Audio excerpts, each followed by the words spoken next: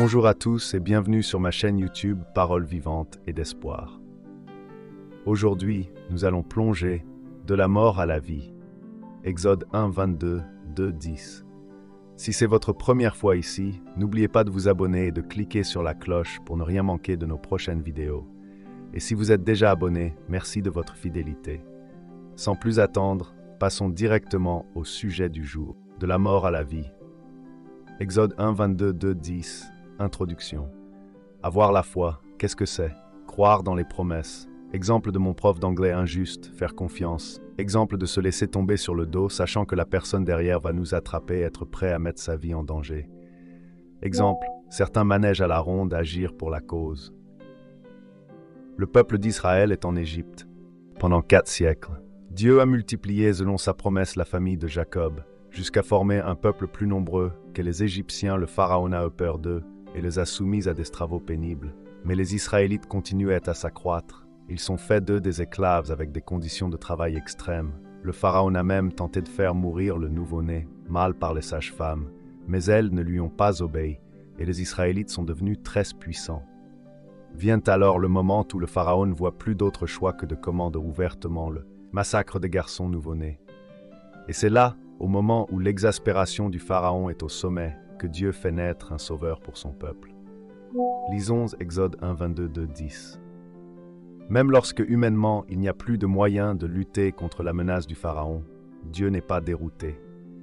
Il fait naître un sauveur pour son peuple dès sa naissance. Il est condamné à la mort, il est comme mort. Mais Dieu lui donne la vie, il le protège et il le bénit. Cette histoire est si improbable qu'elle nous pousse à faire un choix. Soit nous concluons que l'auteur a inventé une fable, un mythe, pour expliquer la venue de Moïse, le père spirituel des Juifs, soit nous considérons que rien n'est impossible à Dieu. Et que c'est justement une chose qu'il nous révèle à propos de lui, en nous transmettant ce récit d'événements qui sont réellement passés. Comment Dieu s'y prend-il pour faire naître, protéger et bénir le sauveur de son peuple? 1. Dieu utilise la foi de ses serviteurs. 2. Dieu utilise le zèle de ses serviteurs. 3. Dieu utilise même ses adversaires. Dieu utilise la foi de ses serviteurs. 3. 1. Les parents de Moïse étaient tous deux de la tribu de Lévi. Pourquoi ce détail? Exode fait suite directement à Genèse, et je crois que l'intention était vraiment que ces livres soient lus un à la suite de l'autre.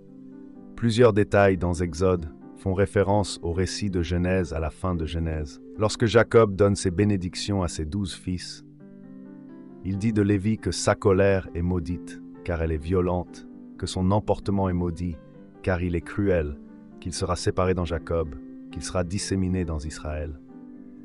Nous voyons comment Moïse est séparé. Nous verrons aussi dans le prochain passage comment sa colère est violente, et comment ça fait en sorte de le séparer encore plus aussi. Il devait être lévite, lui et son frère Aaron, car ils allaient plus tard inaugurer le service des Lévites comme sacrificateurs. V. Quand Moïse est né, sa mère a vu qu'il était beau et n'a pas voulu le jeter dans le fleuve. C'est sous-entendu que le père aussi a voulu le cacher. C'est présenté comme un acte de foi. Hébreux 11, 23 le souligne. C'est par la foi que Moïse, à sa naissance, fut caché pendant 3 mois par ses parents, car ils virent que l'enfant était beau et n'écraignirent pas l'édit du roi. Ils risquaient leur vie, mais ils préféraient suivre la volonté de Dieu. L'enfant n'était pas simplement beau, il était beau devant Dieu. Acte 7, 20. À cette époque naquit Moïse, qui était beau devant Dieu. Il fut nourri 3 mois dans la maison de son père. C'était déjà une chose très mauvaise de tuer un enfant. Mais je crois aussi que Dieu leur avait révélé d'une certaine manière que l'enfant lui était agréable, qu'il voulait qu'il vive. Le mot hébreu traduit par « beau » est aussi parfois traduit par « bon ». Ce sont les paroles que Dieu a prononcées plusieurs fois lors de la création. Par exemple, Genèse 1, 4. Dieu vit que la lumière était bonne par la naissance de Moïse. Dieu rappelle son pouvoir de créateur. Vers 3. Après 3 mois, ils ne pouvaient plus le cacher et ils l'ont remis entre les mains de Dieu, à la grâce de Dieu. Je crois que c'était aussi un acte de foi. Il ne voulait pas le faire mourir, mais en le mettant dans un panier sur l'eau. Il était normalement condamné à mourir, mais c'était le plan de Dieu pour le sauver. Le mot hébreu traduit ici par coffret ou caisse est utilisé à un seul autre endroit dans l'Ancien Testament. C'est dans le récit de Noé, dans Genèse 6 à 9, et il est traduit par « arche ». Comme la vie de Noé et de sa famille a été livrée entre les mains du Dieu créateur, dans une arche pour être sauvé des eaux, la vie de Moïse est entre les mains de Dieu, dans une arche pour être sauvé des eaux d'eux. Dieu utilise le zèle de ses serviteurs. Dieu a non seulement utilisé la foi de la famille de Moïse pour le garder, il a aussi utilisé leur zèle à le servir. La foi de la mère de Moïse l'a poussé à agir. Elle a fait tout ce qu'elle a pu pour cacher le bébé. Puis elle a fait de son mieux pour construire une caisse solide et imperméable. Sa fille aussi a été zélée. Elle a suivi l'enfant. Verset, elle a eu le courage d'aller parler à la fille du Pharaon.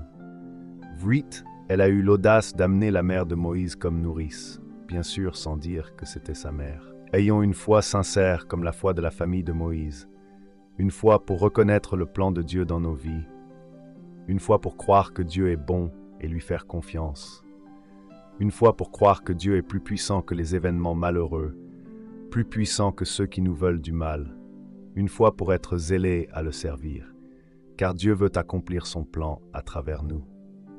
3. Dieu utilise même ses adversaires. Une chose étonnante, c'est que Dieu utilise même ses adversaires. Proverbe 16, 7. Quand l'Éternel est favorable aux voies d'un homme, il dispose même ses ennemis à la paix avec lui. 5, 6. Ce n'est pas n'importe qui a trouvé l'enfant, c'est la fille du Pharaon, celui-là même qui avait ordonné la mort. Dieu coordonne les événements pour que l'enfant se trouve là juste au moment où la princesse veut aller se baigner. Dieu fait appel à sa pitié. Non seulement l'enfant est rendu à sa propre mère, mais en plus elle est payée pour en prendre soin. Pendant qu'il grandissait chez ses parents, il a pu être formé à leur culture, mais aussi à leur foi. Verset 10. Une fois qu'il a grandi, il est rendu à la fille du Pharaon. Il vit sous la protection du roi. Il est adopté par la princesse. Il reçoit l'éducation et l'instruction savante de l'Égypte. Il devient puissant. Il pouvait ordonner ce qu'il voulait et faire ce qu'il voulait. Acte 7, 22. Moïse fut instruit dans toute la sagesse des Égyptiens, et il était puissant de parole et en œuvre. Dieu forme Moïse pour la mission de libération qu'il va lui confier dans la maison même de son adversaire. La princesse lui donne le nom de Moïse, puisqu'il a été retiré des eaux. Dans la Bible, l'eau symbolise la mort à la création. Dieu a séparé l'eau de la terre pour permettre la vie sur terre au déluge. C'est par l'eau que les êtres vivants ont été tués.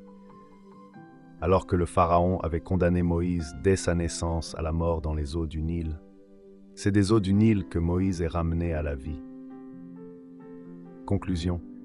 Vous avez peut-être noté des ressemblances entre l'histoire de la naissance de Moïse et celle de la naissance de Jésus. Ces ressemblances ne sont pas le fruit du hasard.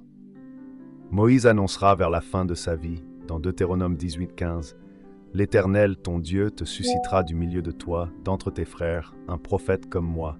Vous l'écouterez. » Exode a été écrit par Moïse lui-même, et il y présente le Messie qui doit venir. Jésus dit aux Juifs dans Jean 5:6, « Si vous croyez Moïse, vous me croiriez aussi, parce qu'il a écrit à mon sujet. » Comme Psaume 106:23 le dit, Moïse était l'élu de Dieu, choisi pour sauver son peuple de l'esclavage et lui donner une vie abondante. Jésus a été choisi par Dieu pour apporter le salut à toutes les nations. Matthieu 12:18, « Voici mon serviteur que j'ai choisi, mon bien-aimé en qui mon âme a pris plaisir. Je mettrai mon esprit sur lui, et il annoncera la justice aux nations. » Comme Moïse, Jésus a pu naître et être gardé par la foi de ses parents, et Dieu a fait de grands miracles. La naissance même de Jésus est un miracle. Jésus était à part. Il n'y avait pas de place pour lui à Bethléem. Jésus est né à une époque de grande oppression sur les Israélites. Jésus a été protégé du massacre des enfants ordonné par Hérode. Jésus a trouvé un refuge en Égypte. Jésus a été préparé en vue de la mission que Dieu allait lui confier, sauver son peuple. Pour Jésus, comme pour Moïse, Dieu a utilisé l'adversaire et la mort pour ramener à la vie. Satan a mené Jésus à la mort, pensant avoir la victoire. Mais Dieu a utilisé Satan et la mort pour son plan pour sauver son peuple. Jésus devait mourir. Il était condamné dès sa naissance, mais Dieu l'a ramené à la vie. et Dieu ne pas seulement ramener Jésus à la vie, mais aussi tous ceux qui croient en lui. Éphésiens 2:5. Nous qui étions morts par nos fautes, il nous a rendus à la vie avec le Christ. Ayez la foi en Jésus-Christ pour être pardonnés de vos péchés et passer de la mort à la vie. Si nous avons déjà cette foi qui nous sauve, gardons-la. Ayons une foi pour croire que Dieu accomplit son plan dans nos vies. Ayons une foi pour croire que Dieu est bon et lui faire confiance. Ayons une foi pour croire que Dieu est plus puissant que les événements malheureux, plus puissant que ceux qui nous veulent du mal. Ayons une foi pour être zélés à le servir. Car Dieu veut accomplir son plan à travers nous. Ayons une foi qui garde l'espérance que la vie éternelle nous attend après cette vie sur la terre. Vous a plu et que vous avez appris quelque chose de nouveau. N'hésitez pas à laisser un commentaire ci-dessous pour partager vos pensées et poser vos questions. J'adore lire vos retours. Si ce n'est pas déjà fait, pensez à liker la vidéo et à vous abonner pour ne pas rater les prochains contenus. Merci d'avoir regardé et à très bientôt pour une nouvelle vidéo.